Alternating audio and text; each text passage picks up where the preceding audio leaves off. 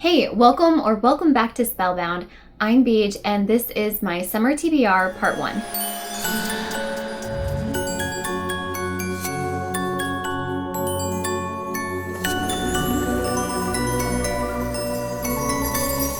Starting with my Bookopoly roll, I landed on pirates. So I picked a book that features pirates, and this is the start of a duology. This is All the Stars and Teeth by Adeline Grace. So as you might or might not know, I intentionally don't look into books before I read them.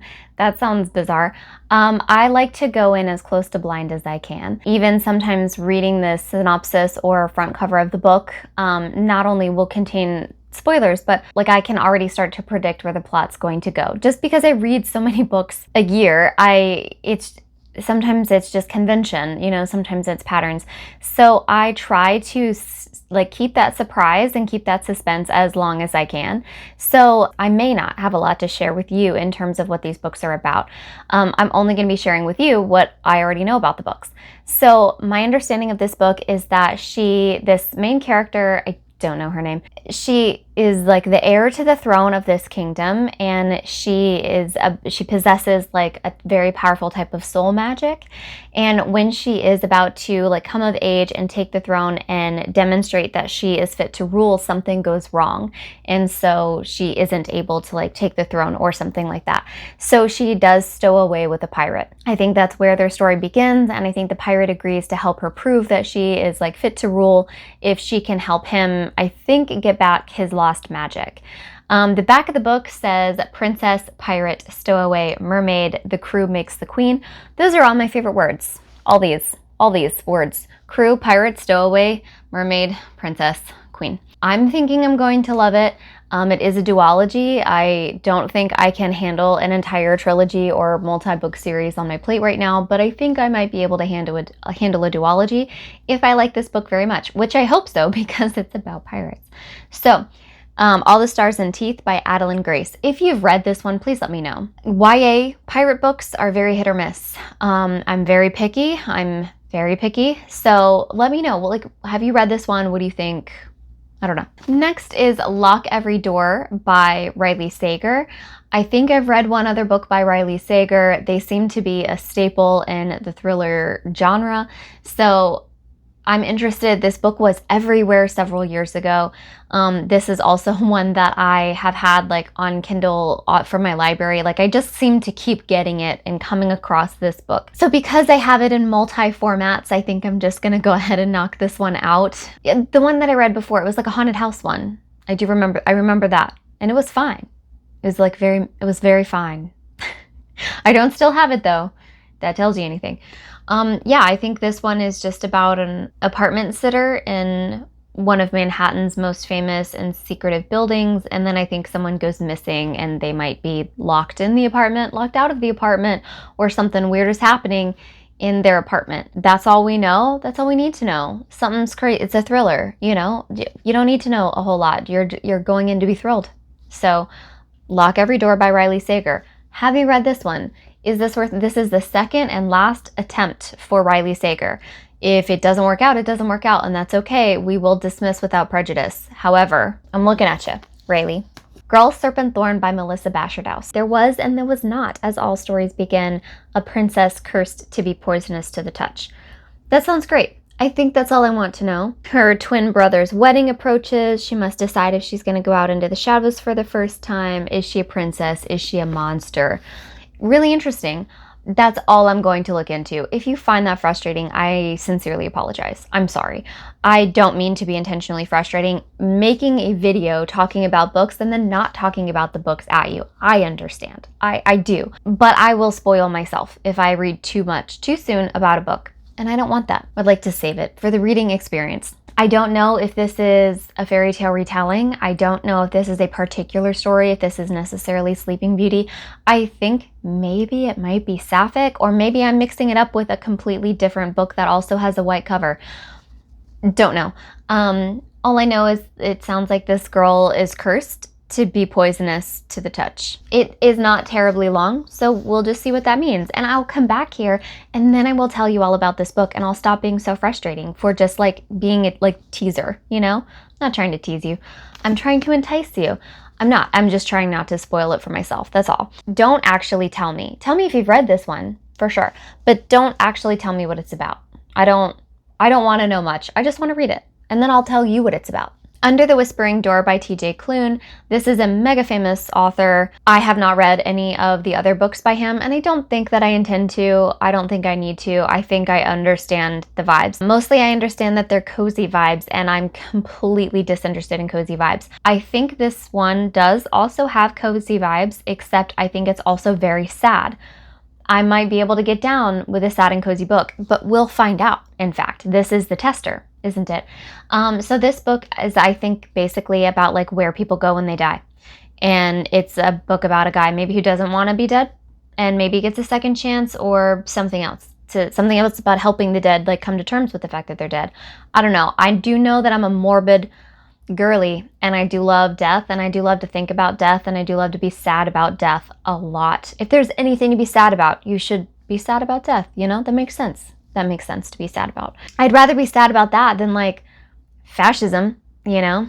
This looks like a really sad, cozy book, and this will be the tester A for the vibes. Am I interested in sad and cozy, or is like all cozy everywhere off the table? We shall see. But it will also be my tester for TJ Klune. I already, don't care that much one way or the other. Like, none of his books have been like, oh man, I've really got to get in on that. In fact, this is the only one that even sounded mildly interesting to me. But I also just want to be able to say, yeah, I gave it a shot. But I don't care that much because this book has been out, you know, for like 5-ish years or something, and I've had no desire whatsoever to pick it up. But I just want it off my shelf, or I just want to know. We're gonna see. This is an experiment. We're gonna be here together. We're gonna be on this journey together. Let me know what you think of TJ Klune. Let me know what you think of this book if you've read it, and also look at his other stuff. You know, what's your take on TJ Klune and his writing style? Don't Want You Like a Best Friend by Emma Albin. This is I think it's Regency, but it's a historical romance novel, and it's queer in some way. I don't know if it has trans rep or if it's just sapphic. Either way, I'm very into that. Look at this purple cover. Look how cute they look. Anxious debutante Beth has one season to snag a wealthy husband, or they'll be on the street. Gwen is her 4th season and counting, and she has no intention of finding a husband. Oh, it's kind of like Parent Trap? Wasn't expecting that. Okay, so these two besties, Gwen and Beth, are like, neither one of us want to get married. I mean, Beth might. She's like the blushing ingenue. She's like, maybe I'm interested in getting married. But I don't want the pressure of having to do it in a season, or my mom and I are going to be destitute. Like, that's a lot of pressure. Gwen, on the other hand, she's like, I'm out. Y'all, I'm not interested in the marriage mart at all. So I think together they decide to like parent trap their widowed parents, and like, why don't y'all just like hook up and leave us, the Sam Hill, alone? And that sounds cute. That sounds cute, but also it sounds like they fall in love. So I think this is sapphic. I don't think there's any trans rep here in this one. I got this one confused with another title on my shelf, but either way, I'm here for the sapphic girly vibes, and I can't wait to see this represented in a historical romance. This is going to be super cute. And finally, The Artifact Hunters by Janet Fox.